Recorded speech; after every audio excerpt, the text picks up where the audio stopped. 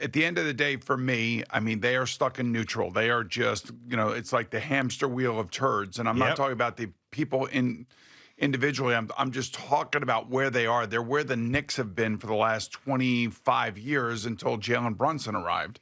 And then all of a sudden, players wanted to come and play for the Knicks. And he brought a couple of his buddies over. And now all of a sudden, they are a legitimate team. And when you're a Knicks fan, you believe that when you go to the game, your team is going to win. I mean, the Giant fan goes to these games; they just want to see a touchdown, scored by their own team. It's amazing. Now, yesterday it was the defense, and defense fell apart. Jaden Daniels, he had 8 rushes. Basically, he took off 8 different times, and he only completed 15 passes. Mm-hmm. But there's the belief in Washington that they have the guy, that the guy ignites the entire franchise. And there's probably about 10 teams that could probably say that right now. And the Giants haven't been one of those. And again, I don't want to be this. Today's not a beat down on Daniel Jones Day. Right. It's just the reality of the league and what the Giants look like. They are in the worst possible spot that you can be when you are a professional football franchise, and that is, or any professional sports franchise, in my eyes, and that is irrelevant.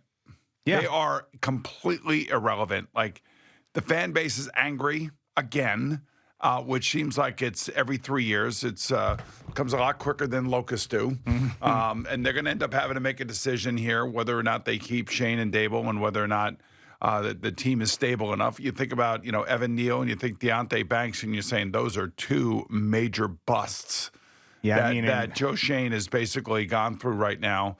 With high picks, and those players are not panning out or haven't panned out.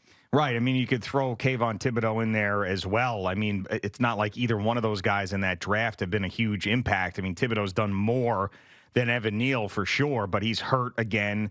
He's just not someone that is making that impact off the edge. So, yeah, I mean, there's a lot of bust there. There's no 2 ways about it. And the other thing I'll add to the irrelevance factor about the worst spot that a team can be in is you're not good enough to be interesting or compete, but you're not bad enough to bottom out and get the best player available. Like, they were right there. Like, look at the top 3 quarterbacks, and who knows if they're going to pan out over the course of their career. But we're only going off of what we've seen so far. Now, Caleb Williams had a miserable day yesterday, but we've seen things from him. We've seen some positive things from him, and I think he'll be good down the road. You get Drake May pulling off this miracle at the end of the game yesterday. You got Jaden Daniels doing what he's doing. You got Caleb Williams showing flashes. And where were the Giants? Right outside of those 3 right outside of that. So, I mean, part of it is that, too, and whether you want to call that luck or whatever it is. And it's not like the Giants didn't know that. It's not like they didn't try. But those 3 teams ahead of them in this past draft all needed quarterbacks. Every single one of them.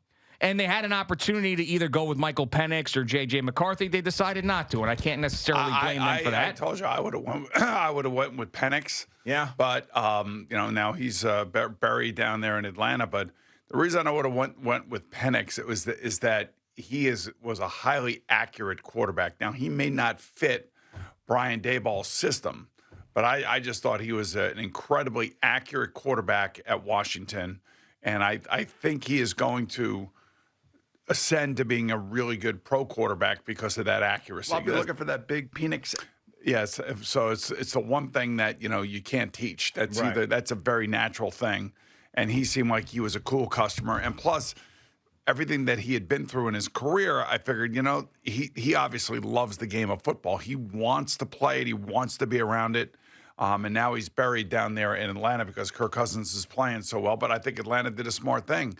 They did exactly what Green Bay did to Brett Favre by drafting Aaron Rodgers, and what they did to Aaron Rodgers by drafting Jordan Love. That's exactly what Atlanta did. But the Giants, I mean, I don't know what to tell you. I know. It's frustrating. It's frustrating for their fans. Actually, I was talking to one of their fans yesterday, and I was like, look, I'm not coming in here and killing the Giants tomorrow. You know why? Because almost every prognosticator, preseason, looking into the future, what do you think? Almost everybody said the Giants were going to be last in the NFC East, and that the Giants' win total was, they weren't going to win more than 6 games. Yeah, I mean, and the other maybe opinion on that was, well, if Jaden Daniels isn't any good, like maybe the Commanders will be worse. But you're right. Most people pick the Giants to be last in the division. So we're sitting right here with essentially what everybody predicted. Yeah, right. I mean, and that's what. And you just wish there were some more signs. Like you wish that the defense had played better yesterday. There was more foundational things. Like you'd hope that Malik Nabers, after coming back from a concussion, would be better than he has been. He's not been the same explosive player. So there's certain things that you wish you could build on. But I mean, at the same time, I mean, I know the game plan was to run the ball more against a team that doesn't really stop the run. And they did a great job in the first half, but the problem is that this team, they just don't score enough. Right, exactly. But here's the real one of the real issues going on right now with the Giants. Everybody goes running to Malik Nabers. Oh yeah, the kid is a rookie. Yeah, he should just keep his mouth shut and just go out and play football. But he all of a sudden becomes like this football savant and has all the answers. And I'll tell you, that's a very disconcerting thing for the coach. Yeah, well, remember in Hard Knocks when Brian Daboll was asking him specifically, he's like, what type of guy are you going to be when things aren't going your way?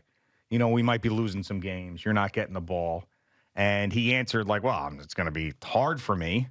And Brian Daboll was like, listen, I get pissed off too. Like I react a certain way, but we got to make sure that we harness that in the right way. Like it's fine to be upset, but we can't make it bigger than it is. Well, unfortunately, it's one thing to have the right answer in a pre-draft interview. It's another thing to actually live it and do the right thing. And be frustrated and then come up with some sort of answer as if you are the spokesperson for the New York Giants and its coaching staff.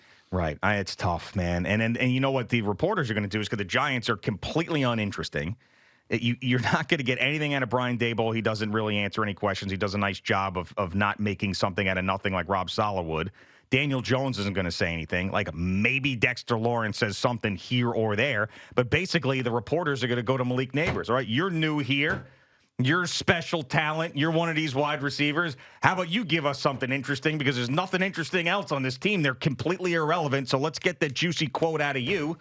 And that's what's going to happen. And he takes the bait. Right. It's just he's got to realize that he's got to watch what he says because, and maybe it doesn't matter. Maybe there are people out there that say say what you got to say because it's you're the one in the locker room. You're the one that is showing the fire.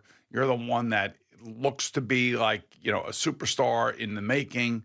I mean, so I'm sure there are some out there that believe whatever he's talking about is right. But I just know from internally that here's a guy that's been here for basically 6 months, and he's already missed a number of games because of the concussion, and now all of a sudden he has all the answers. And that just creates another set of issues for everybody in the building. You got another diva wide receiver who, wants to speak up for the Giants because he believes he's a leader when, in fact, he just got here. Well, but at the same time, And I'm just going to try to put myself in his shoes for a second. So he's coming from a winning program. He's a top draft choice. His entire life, he has been a star. He comes in here. It's just a mess. The team stinks. How many games has he missed? He's missed He missed 3. He missed 3. I believe it was 3 games. I mean, just keep your head down, keep your mouth shut. I know, and I'm just for the sake of argument's sake here. Let me just play devil's advocate for a second because I know that what he's supposed to do. I'm just trying to say, like when he comes in, he's a young player. He doesn't understand any of that. So here he is, like hell, like I'm supposed to be the man here because they drafted me to turn this thing around, and I got a quarterback who's a complete flatliner. We stink offensively. We can't win at home. Like, I'm supposed to step up and do something about this because that's why they drafted me. That's what he's thinking. So he's got to – it's not the way to go about his business, and someone's got to get to him, and the maturity will happen for him. And I don't think he's a bad guy whatsoever, but, it's tough when you're, 22 years old, when you're drafted to come in and, essentially save a franchise or give it some juice. It's not working out the way you want to. You got another dud game. You lose another division game, and there's microphones in your face. For him to give you the perfect answer at this stage of his career is sometimes asking a lot. And plus, you also have his former quarterback in college playing on the other team, who basically now has beaten the Giants twice this season, and things are changing within the division. I mean, things are really changing within the division. The Washington Commanders now have their future, and their future is an exciting young man who has given everybody the belief that they can win any game that they play because he is incredibly a special athlete.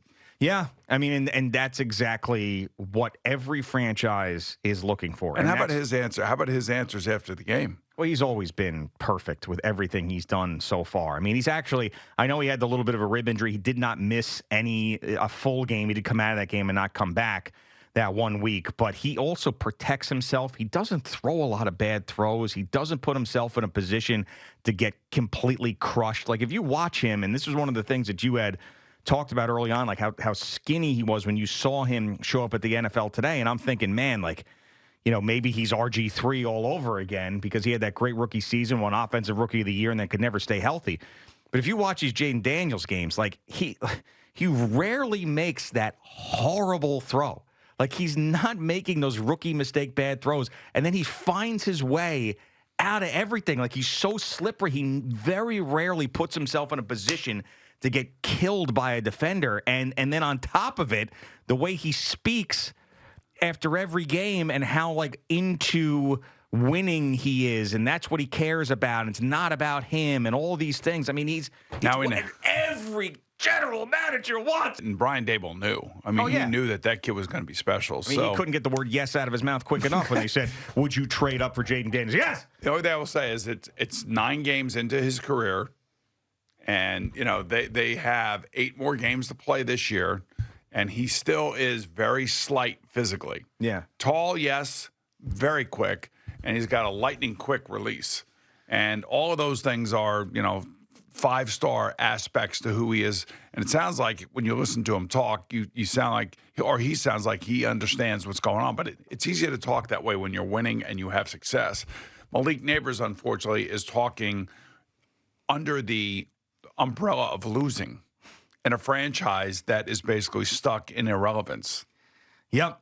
And really the only way out of it is getting a guy like Jaden Daniels. I mean, that's really it. Like what else could they do? There's not going to be someone available to trade for, I don't think. I mean, we could go through it and try to find it. You know, is there someone who's going to be very rarely do these guys come up in free agency that are quarterbacks? I mean, it would have to be somebody like is Sam Darnold come here next year if they don't draft somebody? Is there somebody like a Bryce Young available? Is Anthony Richardson available? Right, but like those are like, yes. But those are the type of guys. Like that's I know. Like it's not going to be your guy that you draft that you haven't seen played yet that steps onto the field and all of a sudden the jerseys are flying off the shelves. And, you know, the Giants may be in a position to get one of these guys, but it's not a guarantee either. But I would also be careful about doing that because as the Jets are finding out, you know, getting in an older quarterback who has had a Hall of Fame career somewhere else, it's just not easy to bring that person into the fold and expect to have immediate success unless, of course, his name is Tom Brady. Well, of or course. Peyton Manning. Yeah, I mean, but also really, I mean, that's probably the rare occurrence. To have someone like that available again, the Brady, Manning, Rodgers thing, but also drafting a guy at the top of the draft could be, I mean, we've seen it here time and time again, you know, from Sam Darnold to Zach Wilson to Daniel Jones to Geno Smith to all these guys who have come through here where it didn't work out. So it's just, it's tough, man. It really is difficult. And the Giants fans can go back and watch the highlights of 2007 and 2011 and feel great about themselves and say, hey, we watched these 2 great runs. But I mean, it's a long way up, man. 2 teams in the NFL have not won a home game this year. The Giants obviously are one of them at 0-5. The other one is the Dallas Cowboys, who now their season's getting ready, if it hasn't already now, spiraled out of control. Yep. Where they've lost 3 in a row, and they're 0-3 at home in Dallas.